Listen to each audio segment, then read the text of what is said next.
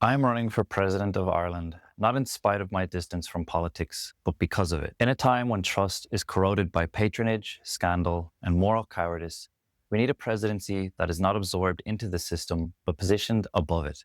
Honest, unowned, and unafraid. I have lived a life most politicians haven't. I spent nearly a decade as an immigrant in South Korea, where I worked with children whose fathers were absent most of the week, working themselves hollow. In those classrooms, I became like a second father to these children. I learned what children actually need: presence, purpose, protection. That's where I began to understand what leadership means: not commanding from a podium, but listening, building trust, and being there when it matters. This campaign is not a marketing stunt. It is the culmination of what I have lived, suffered, and overcome. I have known addiction, pornography, steroids, drugs, alcohol, cigarettes. These are not just private struggles. They are national epidemics, robbing young people, often underage, of dignity and agency. I do not speak about them as abstract crises. I speak as someone who has climbed out of them. That is how I know that Ireland needs more than policy tweaks.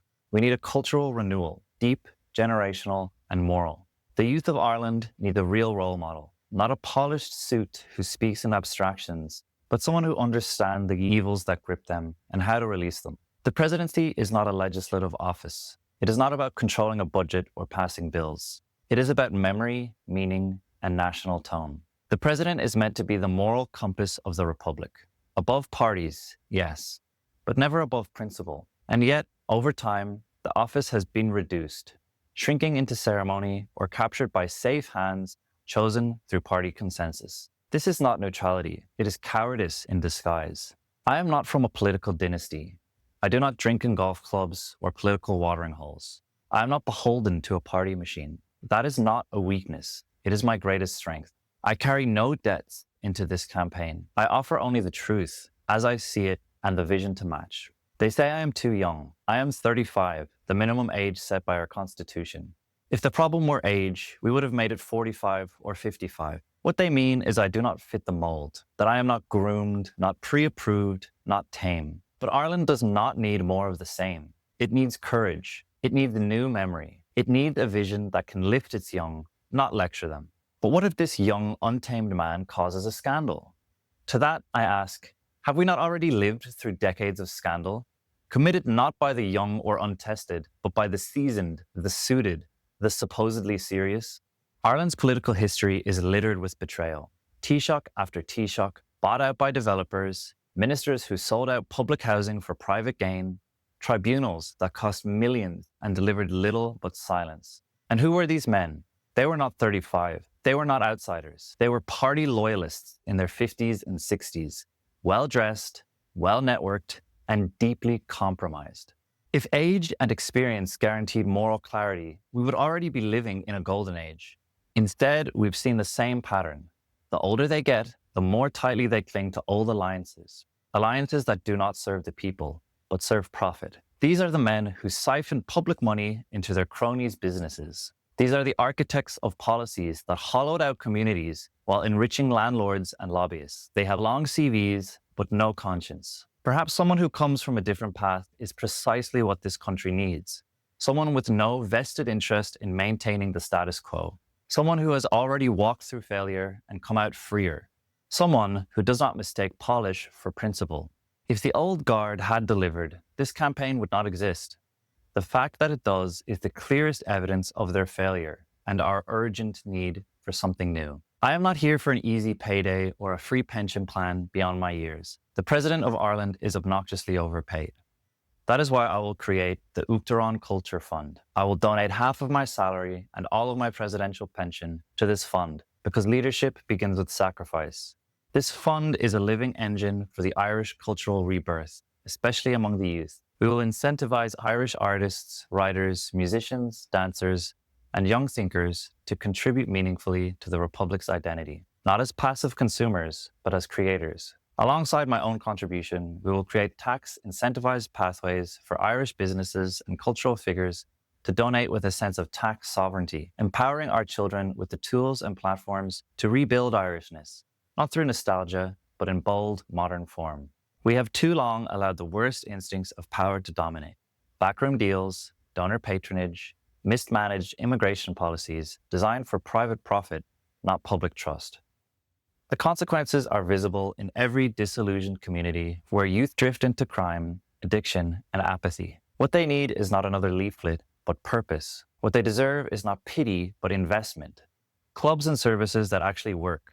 Local boxing gyms, music studios, GAA clubs, community centers where people can learn skills, build discipline, and educate themselves in environments of mutual respect. These are the places where potential is rescued from collapse. But instead of funding these spaces, the state too often pours money into the hands of shady affiliates, consultants, intermediaries, NGOs with opaque ties to insiders who generate paperwork and PR, but not transformation.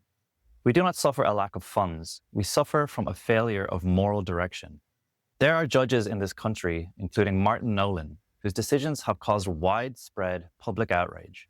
Lenient sentences for violent offenders, contradictory rulings, and a pattern of imbalance have eroded public trust in the justice system.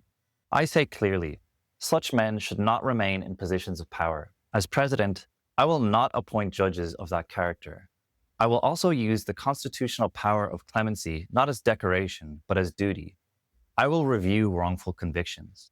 Men who defended their families in their own home will not get 2 years in prison unchallenged. I will go through every high-profile case where justice was clearly miscarried, and I will act. When punishment is absurdly lenient, I will raise my voice. When it is unjustly harsh, I will offer reprieve.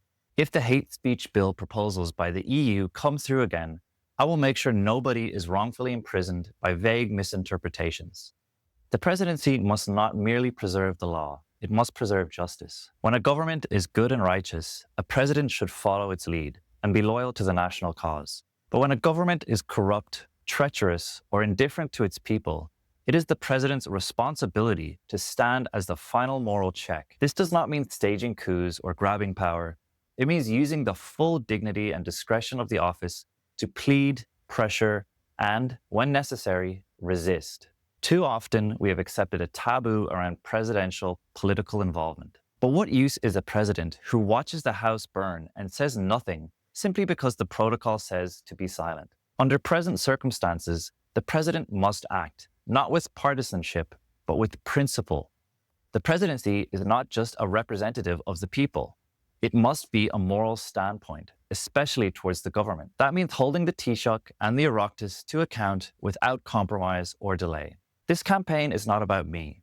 It is about restoring something in us that has been forgotten, that the Republic belongs to all of us. Not just the well-networked, not just the conformists, not just the serious candidates who speak in careful euphemisms while the country's moral fabric unravels. To fully expose and end corruption in Ireland, we need 3 things to work in tandem. First, the return of benefax, so every euro of public funding can be traced with clarity.